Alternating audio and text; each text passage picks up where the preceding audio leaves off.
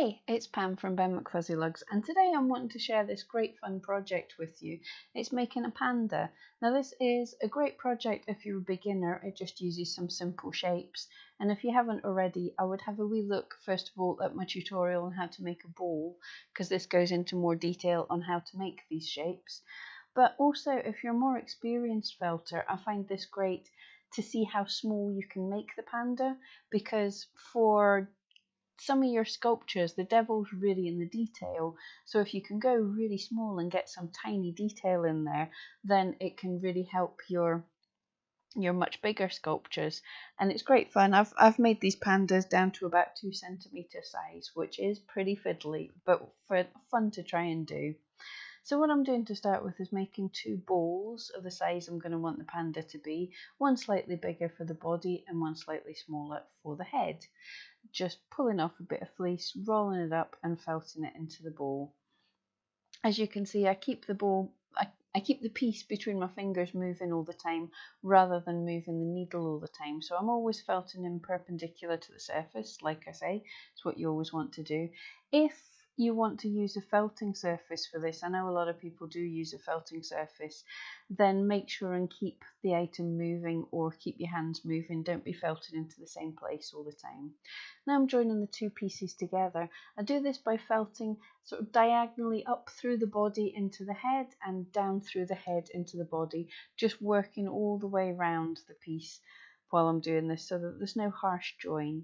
You can even, I've found in the past, sometimes a very small piece of fleece put on like a scarf and felted into place can hide any things that look a bit like a seam. But usually just with felting away you can hide any kind of joins and make it look fairly smooth. And also for this being a bear, I don't mind if there's a bit of seams looking on it. Now I'm taking a much smaller piece for his nose. I'm felting it into another circle, into another ball, but not so firmly felted so I can manipulate it once it's on his face, and popping that on low down on his head at where the front is going to be. Now a small bit of black pinched and then felting that onto his nose. Be really careful when you're felting the black in that the needle always goes deep into the piece and doesn't kind of slide along the surface, because that'll take some pieces of black out on top of the white, and that really shows up at this scale. So now for the area around his eyes, I'm taking 2 even pinches of black and felting them on into mainly circular shapes. Sometimes it's cute if the bottom's a bit flat, it sort of gives it a bit more expression. Now for the eyes here, I'm taking 2 pinches of white.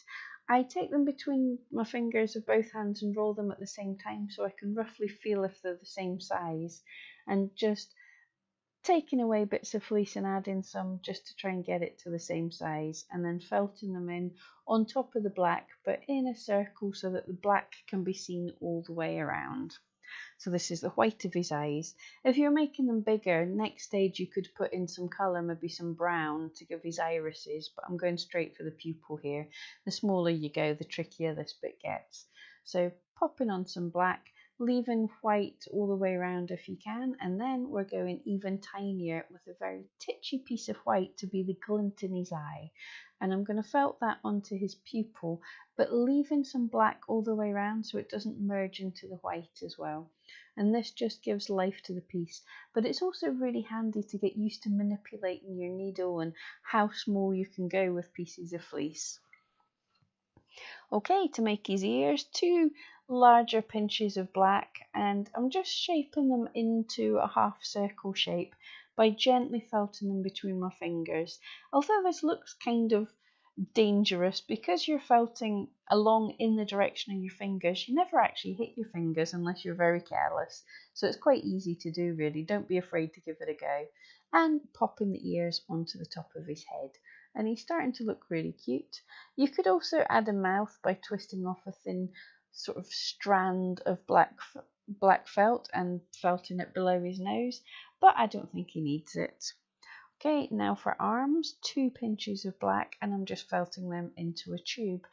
If you want, I do have videos if you're a total beginner to show you how to make a tube as well, but fairly simple, just rolling it and then felting it in shape, always remembering to stab perpendicular to where you want the surface to be, and you can manipulate the shape between your fingers as you're felting into it, just as long as you always keep your fingers clear and don't get them stabbed. Then once we've got the arms on, you can fit them in on the sides of his body in any direction you want. They can be reaching forwards as if they want a cuddle, up in the air as if he's cheering, down at his side, whatever you feel looks the cutest. And we're going to do exactly the same for the legs, just making them slightly bigger. Now you can go for absolutely huge, or you can go for almost the same size as the arms. It's up to you what you do. I went for some pretty big legs here just because I fancied it. They can be cute at kind of any size really. You can go a bit crazy or keep them small and sensible. And make sure and get the legs fairly firmly felted, because they're going to be the thing that stabilizes him in his sitting position, and it's much easier to make your critter be sitting down than standing up. They can be quite hard to balance, but that's another thing to practice, because this is all about practicing different techniques so you get a little bit better. Like I say, for beginners it's a good use of your basic shapes. I mean, this is really just circles and tubes put together, makes a cute little panda. But for more experienced people, this is a really good practice of your fine detail skills. And at the end of the day, for some pretty simple shapes, you walk away with a cute tiny little teddy that actually the small sizes, they work really nicely, a doll's house size, so they can look quite cute in a doll's house. And they're cheap and easy to make as well. It doesn't take up much fibre at all, so all you need is a needle and 2 different colours of fibre. I've even used, instead of the black, I've used purples and reds and blues just to give a different coloured panda, which can look really cute as well. Now when you're felting the legs onto the body, like with anything, adding a different colour onto another colour, especially white, again, be really careful and make sure that you're felting the colour into the body and not along the surface of the white, and that way the two join without there being any sign of the black onto the white.